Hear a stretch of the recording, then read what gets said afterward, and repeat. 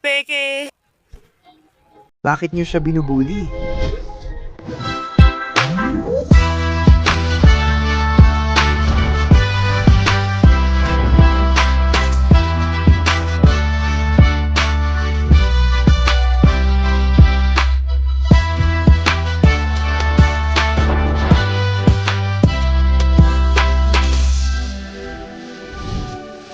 Malungkot ang pinagmulan ni Shinsonic. Oo mga kaibigan, ngayon manonood tayo ng serye ng animasyon tungkol kay Shinsonic. Dito nagsimula ang malungkot niyang kwento at kung bakit siya naging halimaw. Pero bago ang lahat, mag-like, subscribe, at i-activate ang kampanita para magkaroon pa ng mas maraming video na ganito at sabay-sabay nating mapanood. At dahil nasabi ko na lahat, ihanda na ang mga panyo, ihanda ang mga luha, dahil manonood na tayo. Malungkot ang pinagmulan ni Shinsonic. Tingnan natin kung bakit ganito ang unang animation. Parang napanood ko na ito dati. Pero di ko na masyadong maalala. Kakapanganak lang ni Shinsonic kay Super Shinsonic. Sige, medyo kakaiba lahat. Pero sige, nagkaroon siya ng anak na parang napakamakapangyarihan, di ba? Di ba? Parang ang anak na alamat ang napili. At dumating si Ritzy. Hindi Ritzy, hindi. Huwag mo siyang saktan. Hindi. Tao, hindi. Pero, kawawa. Bakit mo dala... Ang pangit ko talaga. Ano ba namang kalokohan to? Gaganti ang karma, kaibigan Ritzy. Tama lang kung ano ang nararapat. Pare. Ano? Tingnan mo! Sa langit? Oh, Ang langit, baka ikaw ay... oh, ang bilis. Nasaan ka? Mga kaibigan, dito! Tulungan niyo ako. Pababa. Hindi. Nasa akin ang anak mo. Paano ba isuot itong bagay na to, ha? Anong ginagawa mo? Sa ganitong paraan, hindi niya tayo masasaktan. Mamamatay tayo. Oh, grabe paano niya pinasabog yon. Hawak ko ang anak mo! Eh di patayin mo na rin ang anak habang nariyan ka na. Richie, dahil sa pambubuli mo, kaya mo nararanasan ng masasamang bagay. Hindi ka dapat nambubuli. Tigilan mo na siya! Bitawan mo, kaibigan ko. Bibitawan ko anak mo. Siyempre, yan ang bagay. Anong mangyayari? Galit na galit si Shinsonic, binitiwan niya ito. At ngayon, bibitawan na ni Richie. Richie. Richie.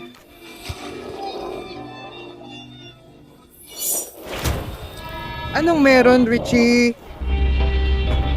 Paano mo nagawa yon, Richie? Panahon ng magkaanak ulit. Bakit ang sama-sama mo? Takbo! Uy, sige na. Takbo. Pareho tayong mapapahamak niya ng todo.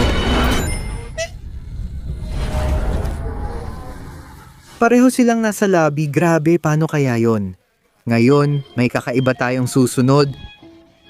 Na siya ang malungkot na pinagmulan ni Shin. Oy, Richie, pero tama na. Sige na. Kawawa naman si Shinsonic. Bakit? Hindi. Nandito ka pa rin? Akala ko si Sonic ang pinakamabilis. Pustahan tayo na isa lang siyang peking armadilyo. Ulit bata, bakit niyo siya binubuli? Ulit, bata! Bakit niyo siya binubuli? Grabe, kitang-kita niya lahat. Pero bakit? Hindi! Si Shinsonic ay kabaligtaran. Walang may gusto sa kanya. Dapat siyang burahin. Hindi, pero akala ko ililigtas mo siya. Panghabang buhay. Ano?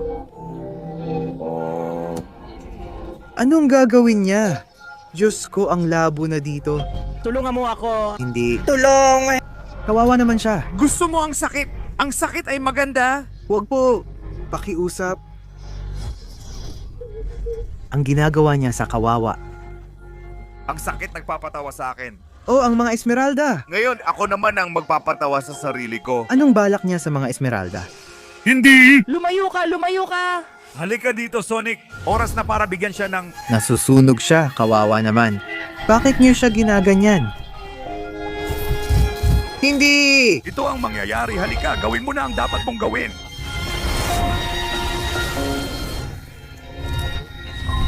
Sinimulan ko ng sipsipin ng kapangyarihan. Nabigo ka. Eggman! Lahat kayo nabigo. Ayan na. Ano pang hinihintay mo? Ito ba ang pinagmulan? Bato, papel o gunti. Nagpapatuloy silang maglaro. At ayan na, para sa kanyang paghihiganti. Hindi niyo pwedeng basta-basta mangbuli. Binubuksan niya ang kanyang 17 bibig. Opo! Sugod sa kanila.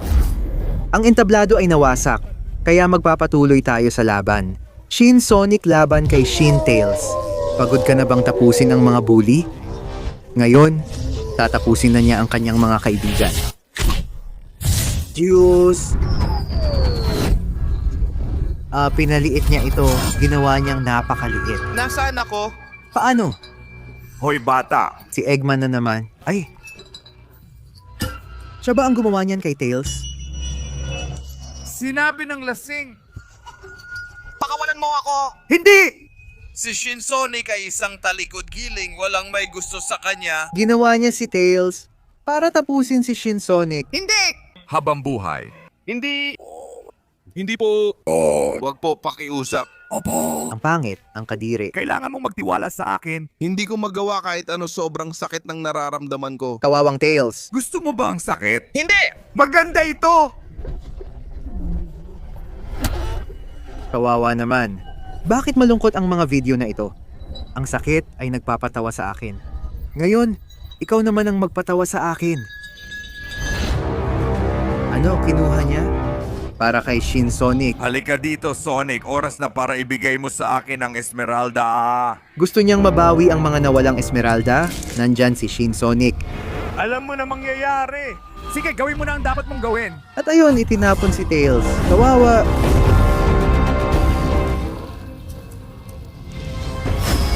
Uy, ang Esmeralda! Nakuha niya ulit kapalit si Tails. Ano pang hinihintay mo? Ngayon gagamitin niya ito pampalakas. Oh, at ayan na siya. Shin Tails! Matinding laban na paparating. Kamangha-mangha. Habang nagbabanggaan sila ng kamao, kumakalat ang alon ng enerhiya sa paligid. Tingnan mo ginagawa mo. Grabe ang laban na to. Uy, Eggman, parang masusunog siya dyan at tapos na ang laban. Tuloy-tuloy mga tropa, sa napakagandang realistic animation ng Shin Sonic vs. Godzilla, hindi tayo titigil kay Shin Sonic. Tingnan natin ang kaya niyang gawin. Binato niya ng malakas na sinag. Si Godzilla, na mahusay umiwas, hinawakan ng bibig at sinabing, "Tanggapin mo to, suntok bata." Tapos ninakaw pa ang isang braso. Ano masasabi mo? Nagre-regenerate ba siya? Walang problema, kukuha lang ako ng isa pa mula sa puwet ko kung kinakailangan. Ayan na si Godzilla, todo na. Tumugod si Shin Sonic. Oh, grabe ang kagat, pero paano niya napalaki ng ganun ng bibig niya? Si Godzilla, lumalaban para hindi makain. Pinalaya ang kapangyarihan niya. Diyos ko, tinamaan niya sa gitna ng bibig yung sinag. Si Shin Sonic, wasak na wasak, ano yung meron siya? Oh, sinira siya ni Godzilla. Ano meron? Parang may pugita sa loob si Shin Sonic, ano yun? Tapos sumabog, ang surreal ng lahat ng ito. At nabuhay pa siya. Pero ano nga ba ang iniisip ni Shin Sonic? Tinamaan ng buntot o winasak niya lahat ng gusali. Gumawa siya ng malakas na spin dash. Pinigilan niya doon. Godzilla, kamangha-mangha. Magkahawak sila ng kamay. Tapos may inilalabas pa. Pero si Shin Sonic, kailan siya nagkaroon ng ganitong kapangyarihan at may lumalabas na mga braso sa mga braso niya? Sige, tingnan natin. Kasi ngayon, bigla na lang siyang wasak.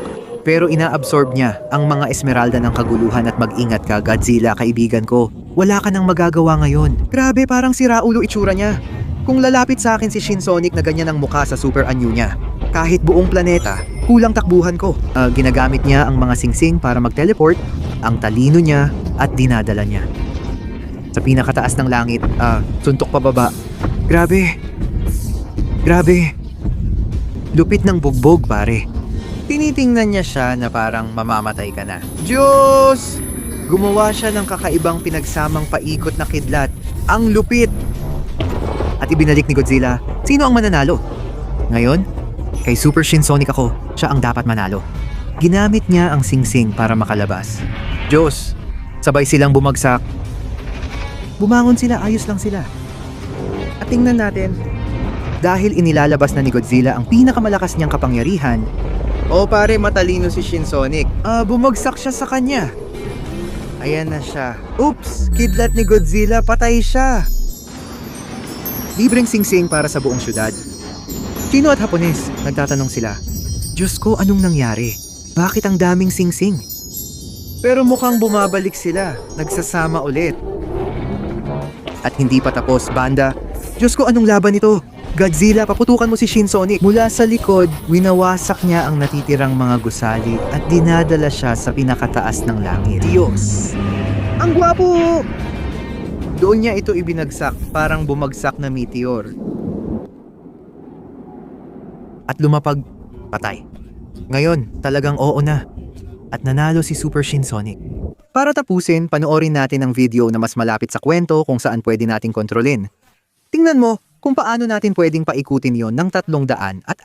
Nasa gubat tayo, dito nagsisimula ang lahat gamit ang flashlight. Uy, nakikita ko. Sabihin nyo rin kung nakikita nyo. Nandoon siya. Nandoon siya. Mga explorer tayong naghahanap doon. At, oh!